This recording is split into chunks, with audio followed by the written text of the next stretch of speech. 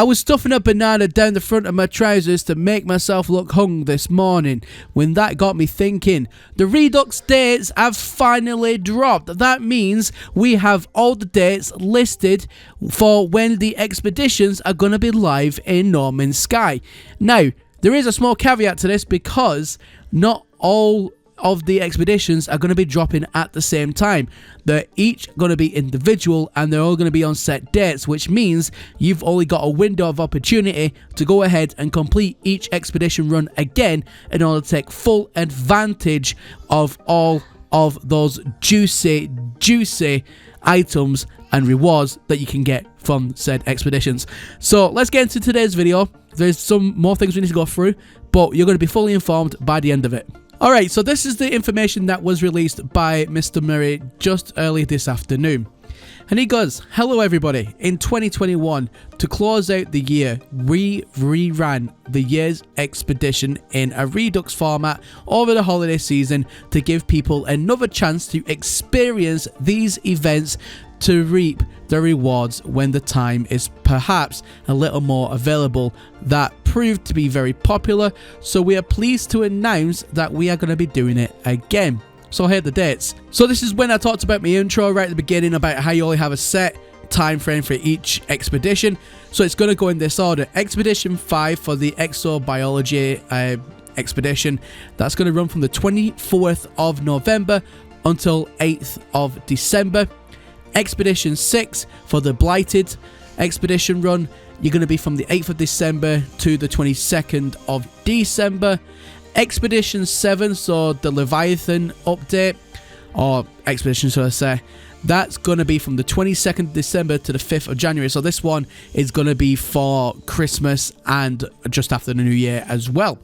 Expedition number 8, which is the recent one, the poster one, and that is going to run from the 5th of January until the 18th of January.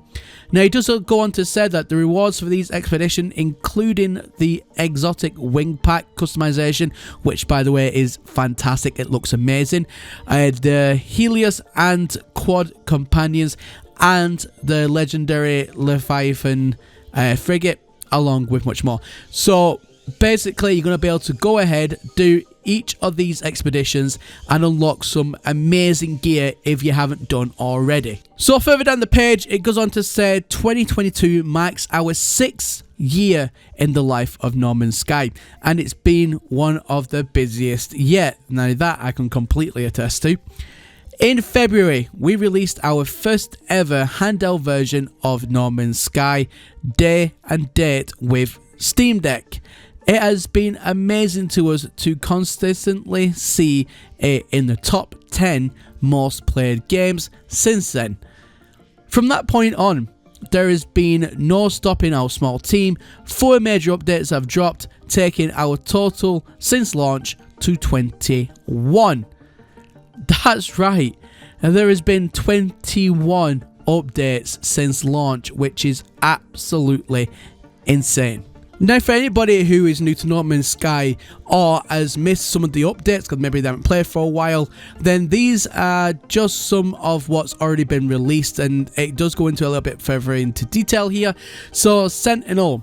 No Man's Sky Sentinels allows you to fight alongside your own personal robotic companions and battle an array of new foes, introducing a total overhaul of weapon systems, new lore and stories, all new Sentinel enemies and combat behaviors, the ability to reprogram and adopt your very own friendly AI drone, and much more. Next, we have one of my personal favorite updates to drop in recent memory, and that is the Outlaws update. Now, with the Outlaws update comes the opportunity to be an interstellar rebel, introducing Outlaw systems, the ability to recruit your own squadron of pilots, which is a feature I absolutely love. Improved space combat, a stunning solar sail starship, again one of the best things that's been added to No Man's Sky by far, for starships anyway, and much more. So next one on the list is Endurance. No Man's Sky's 20th free update, Endurance, reimagines the experience of being a freighter captain with a total rework for space bases that allows you to build visually spectacular structures upon your very own capital ship.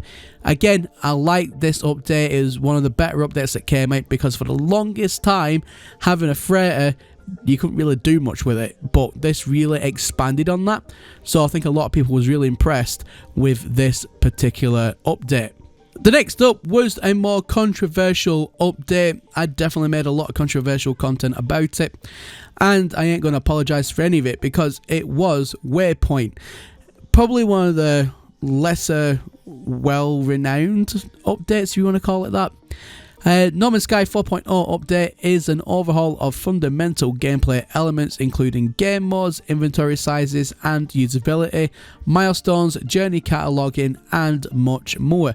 I like how they always put much more, but literally not a lot was added to the game with this. They just make it sound like a lot better than what it was, but for what it was okay. Eventually, when all the patches came out, it gets a pass. In my book, this one gets a pass. So the page does go on now to community events. We continued with the ever popular community missions and the association or associate rewards and Twitch drops, clocking up to 4 expeditions, including the gargantuan Leviathan. God, that is such a weird name to say, Leviathan.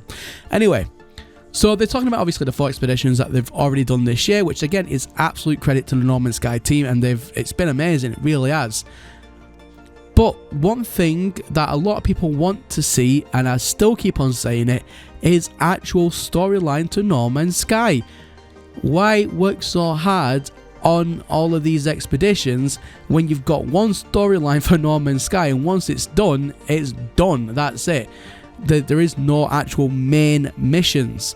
So as much as I do like the expeditions, they really need to ramp up actual working on the core value of the game and giving us some more lore and more actual like missions in the actual game, rather than just this side expedition thing. It's a little weird that they keep on doing that, but that's just my opinion, and again, I know it's not the most popular one, but it's just what I feel.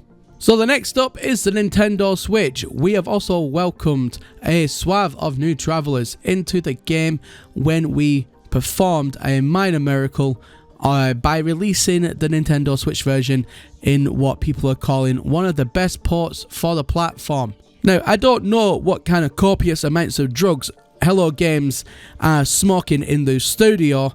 However, what are they talking about? Nintendo Switch launch has been an absolute disaster, with absolutely long waits for updates. They can't even connect online, and they have no viable way of getting Quicksilver, which is a decent portion of the game. It makes no sense. So yeah, kudos for them bringing it out to the Nintendo Switch, but it was heavily rushed and really so far underdeveloped. But that's just my opinion. Again, let me know what you think about that in the comment section down below. So the last bit I want to bring your attention on, and I actually think that this is going to be actually pretty amazing. Now, coming soon, in addition to all that, we have also found time to announce that No Man's Sky is in development for Mac OS. I think that is a massive win, I really do. And PlayStation VR 2. Again, another great thing, because PlayStation VR is very popular for No Man's Sky. The fact that they're going to be updating it with the better visuals for VR 2, amazing. The latter coming as a free update in February 2023, day and day with the PlayStation VR 2 hardware. So essentially, when the headset comes out, you'll get a free update for those who play it on No Man's Sky VR, and you'll be good to go. But let's talk about the Mac OS. I think that's going to be an amazing feat. Unlike the Nintendo Switch launch, which I won't go into that to too much detail today, I've already said my piece with that. But the Mac OS, a lot of people do have Macs, and a lot of people want to expand their game library on Macs. Now, is it my first choice particularly for gaming, especially on like a PC system? No, I'd rather use Windows or, you know, God forbid, a Linux.